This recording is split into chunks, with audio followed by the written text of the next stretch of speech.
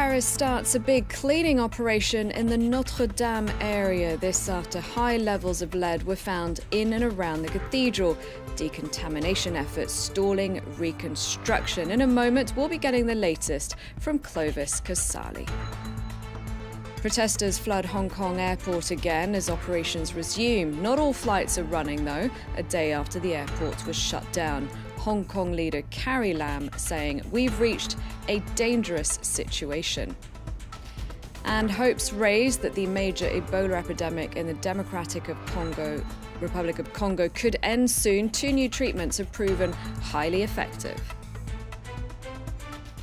Hello and welcome back to the newsroom. I'm Claire Pride.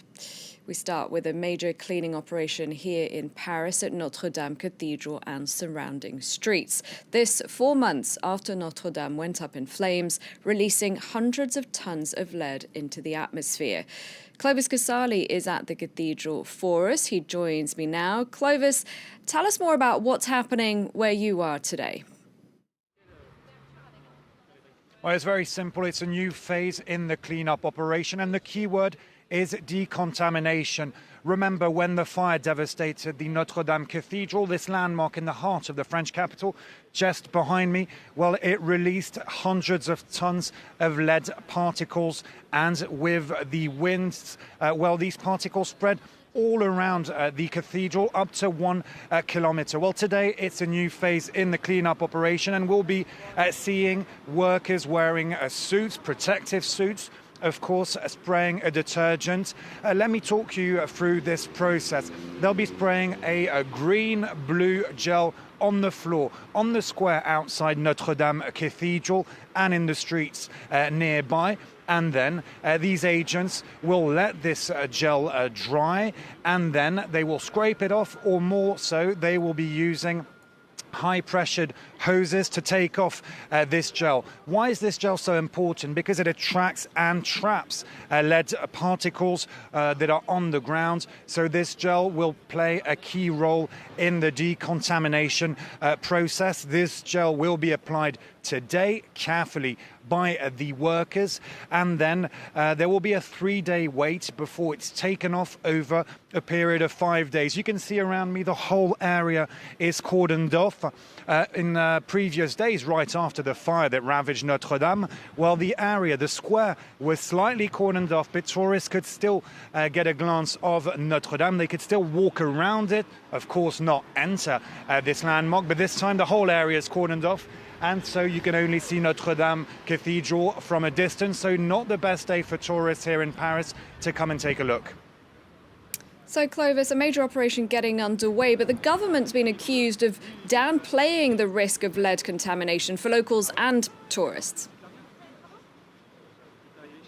Indeed, the authorities here in France, criticised by some environmental groups, and urged to take tougher measures, tougher safety measures. Why? Simply because these lead particles, following the fire that ravaged Notre Dame, well, are considered to be damaging, posing a serious health risk to residents and tourists alike, and of course also the workers trying to take part in the cleanup operations here in Notre Dame. Experts recorded worrying levels of lead posing this serious health risks, notably in 2 schools surrounding the area, and that's why it's important to undertake this decontamination process. Of course, this caused delays in the cleanup and the rebuilding of Notre Dame Cathedral. Remember, President Emmanuel Macron said shortly after this tragedy that he wanted the cathedral to be rebuilt entirely within 5 years and to be just as beautiful as it used to be. Well, first there needs to be this cleanup process and this decontamination process with the lead particles that were projected throughout the area and, of course, just outside Notre Dame following the fire. All right, thank you very much indeed for that update, Clovis. Clovis Casali reporting. Right, let's go to Hong Kong now, where protesters have gathered at the airport for the 5th consecutive day. On Monday, there were about 5,000 of them, and hundreds of flights were cancelled. Many flights continue to be affected today. Protesters and police have accused each other of escalating violence. Leader Carrie Lam saying the violence will, quote, push Hong Kong down a path of no return. Meanwhile, across the border, police have apparently been carrying out large-scale exercises. Wasim Cornet reports. Back up and running. Hong Kong's international airport reopened its doors early on Tuesday after it canceled all of its flights in the face of unprecedented protests at the major hub. Still, though, hundreds of flights were canceled or delayed on Tuesday as airlines struggled to reposition aircraft and rebook passengers. I'm trying for the third time to get out of here. So, yeah, it's a bit rough when your luggage is one side and you're one side and it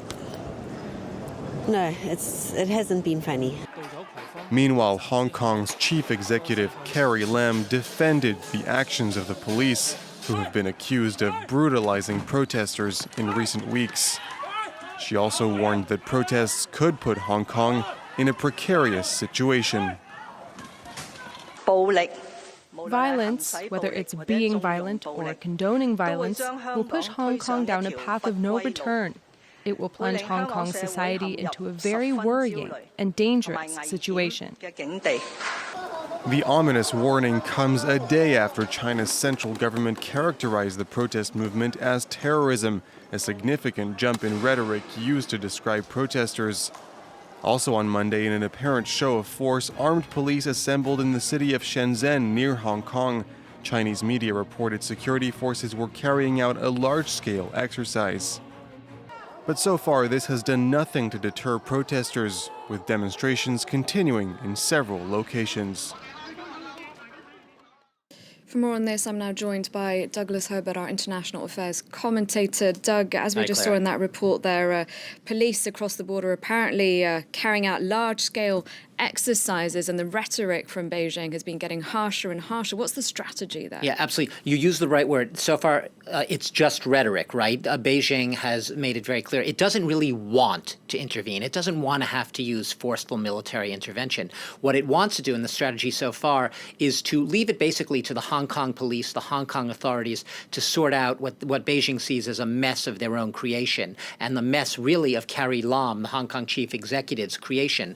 So what Beijing's basically been doing, their line has been supporting Hong Kong's chief executive, Carrie Lam, saying we support her leadership, continue to back her. She had offered her resignation a couple of weeks back, reportedly. Beijing refused to accept it. Their line is clean it up, you sort it out. This is your mess. We don't want to have to send our troops in. Now, that is the official line, and they don't want to send the troops in. They don't want to have another Tiananmen on their hands. They're not stupid. It may be an authoritarian, communist-controlled regime, essentially a police state in many respects on the mainland. But they do not want to tarnish the image of a Hong Kong that they know is very valuable for just that, its image as an open, both legally, economically sort of market and financial hub, an Asian financial hub right there off of the Chinese mainland. So sort of a jewel in the crown, so to speak. So yes, they're concerned about that. They're concerned about preserving the financial stability. But at the same time, even as they try to perhaps play for time and hope that maybe come September, a lot of these younger protesters, and yes, the vast majority of these protesters are very young, they'll go back to school, the universities will begin again, and these will all fizzle out. We saw it with the Occupy movement in 2014. After 79 days, after no concessions from the mainland, the movement sort of fizzled out. These are actually larger protests than that. And like I said, so far, no direct intervention. Leave it to Hong Kong to sort out, but you can't avoid not just the impression, but the fact that the protests have become more violent. Police using tear gas, rubber bullets, in addition to batons and other tools, and the protesters hurling bricks, petrol bombs, and bottles at the police. So violence, and it could spiral, and then you don't know what happens. The rhetoric's been very sharp, and we've had China actually using the word terrorism, saying they see signs of terrorism emerging, linking some of the more radical protesters as something much more dangerous. Now, protesters are back at the airport today, and that move, occupying the airport, that's a savvy move by the protesters. It's savvy in the sense, first of all, we've all been focused on the streets of Hong Kong. By moving it across the water to the airport, you're internationalizing, you're globalizing the conflict. Not that the rest of the world wasn't paying attention, but you're literally taking it to the symbol, the epicenter of its connection to the world. This airport, which was basically built, a brand new airport just after the handover, opened in 1998. It has 75 million passengers a year. It flies to over 200 destinations, I think 220 destinations. Most of those are Asia Pacific. A lot of those are to the Chinese mainland, to destinations like Beijing and Shanghai. But a lot of them are also outside of China, to the UK, to the US, to Australia, to the rest of Europe. 1 in 7 flights are outsiders coming in. When they're stranded, it obviously rivets attention on the importance of this crisis. And the world sits up and literally takes notice. Economically, it's an important cargo hub. A lot of freight traffic is carried by both cargo planes and by passenger planes flying out of Hong Kong, about 5 million tons. I think it's making it one of the biggest, if not the biggest, aviation cargo hubs in the world. So the whole aviation sector linked to that airport, billions and billions of dollars contributed to Hong Kong's economy. By taking it to the airport, it's having both a PR effect. We're seeing those images. Travelers are being stranded. Flights are being canceled, and it's having an economic impact at the same time. So yes, you're right in a sense. It's a savvy tactical move by the protesters. All right, thank you very much, Doug. In other news, there's been a stabbing in central Sydney. Police say a woman was injured by a man who also tried to stab other people. Her injuries are not life-threatening. The attacker was detained on the street by members of the public. Police are also looking at whether the body of a woman found inside an apartment nearby is linked to this incident. And now a turning point in the decades-long fight against Ebola. Scientists said on Monday that a trial of 2 drugs showed significantly improved survival rates. Now they'll be used to treat Ebola patients in the Democratic Republic of Congo, where the disease has claimed more than 1,800 lives in the past year. Valérie de Camp reports. It's a major breakthrough in the fight against Ebola. 2 experimental drugs have renewed hope that the virus could finally be contained. This after a study found 2 out of 4 treatments being tested in the Democratic Republic of Congo significantly improved survival rates among patients. According to preliminary results, about 30% of patients taking one of the 2 drugs died. If administered early, the survival rate is as high as 91%. Among people who receive no care at all, 75% die. Following the successful trial, the drugs will now be used by all patients in the DRC. They were developed by U.S. scientists and work by attacking the virus with antibodies that were harvested from Ebola survivors. The World Health Organization has hailed the trial's success, stressing, however, that the drugs would not be enough to bring an end to the epidemic. Vaccines remain the most effective way to eradicate the virus. More than 1,800 people have died in the Democratic Republic of Congo since the outbreak began in August of last year. Authorities have been on high alert in the past few weeks as new cases emerge in the border city of Goma. While efforts to control it have been hampered by militia violence and some local resistance to seek treatment as soon as the symptoms appear. That's it for now. Thanks for watching.